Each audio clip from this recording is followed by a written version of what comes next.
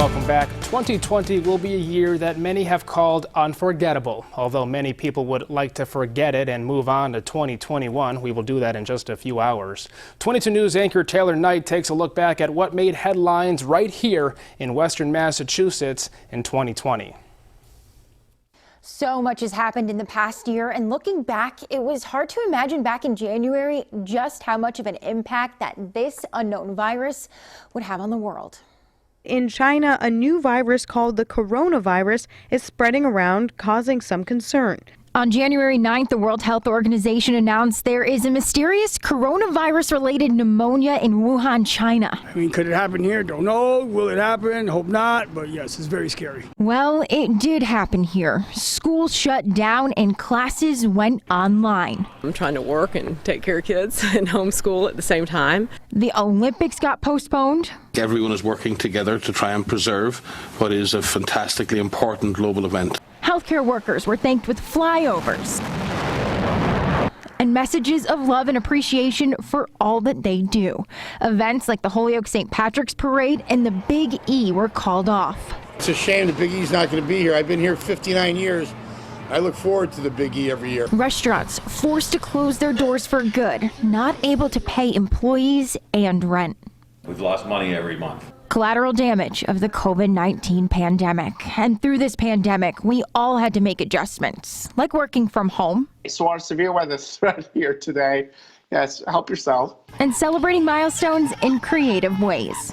I know that 6 feet may separate us, but the love is strong. This deadly and devastating virus has now sickened almost 360,000 people and killed more than 12,000 people here in Massachusetts. That includes 77 veterans at the Holyoke Soldiers' Home alone in one of the deadliest outbreaks anywhere in the country. It can't happen again. It shouldn't happen again. It shouldn't happen in the first place. They are among the hundreds of thousands of long-term care residents and employees and frontline healthcare workers to get a shot of hope with the vaccine. It feels as though, it's the beginning of the end. We can see light at the end of the tunnel. President Trump, one of nearly 20 million Americans to test positive, this a few months following his impeachment back in February. There's too much riding on this election.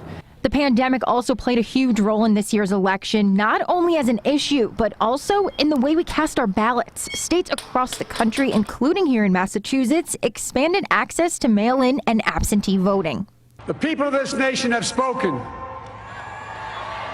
They've delivered us a clear victory. Democrat Joe Biden defeated President Trump in his bid for re-election, but Trump's campaign has continued to fight in court to overturn the results. The election was totally rigged. Back here in Western Massachusetts, two of the most contested races were decided 2 months earlier during the state primary. Democratic voters kept two veteran lawmakers in Congress, with 1st District Congressman Richard Neal beating a challenge from Holyoke Mayor Alex Morse. And statewide, Senator Ed Markey was renominated, defeating Congressman Joe Kennedy III. Markey went on to win the general election in November. I can breathe. George Floyd was killed in police custody in May, setting off protests here in Western Massachusetts and nationwide for police reform. I don't think the demonstrators realize that we are probably just as frustrated as they are over that incident. And bringing together people from all walks of life to put an end to systemic racism.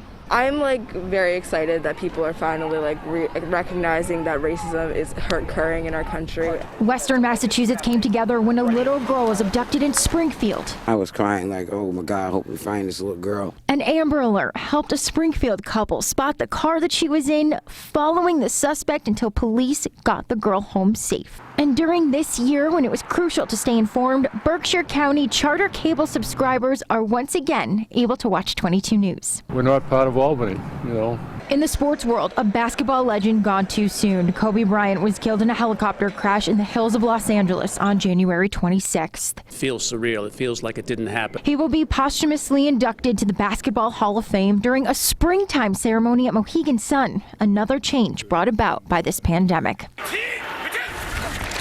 And after 20 seasons, the GOAT flew south. Tom Brady and his former Patriots teammate Rob Gronkowski leading Tampa Bay to the playoffs for the first time in 13 years. We should focus on the draft at this point. And for Patriots fans, a feeling they aren't used to, New England and Bill Belichick won't be playing January football. And to hear that, it's like like breaking family tradition.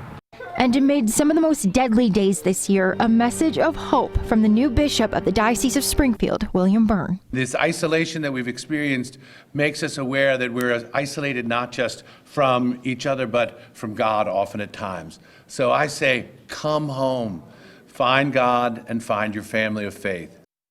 This year has been a hard year for many, full of emotions, from fear and loneliness to hope and anticipation for what's to come. From all of us here at 22 News, we wish you a happy and a healthy new year. Working for you, Taylor Knight, 22 News.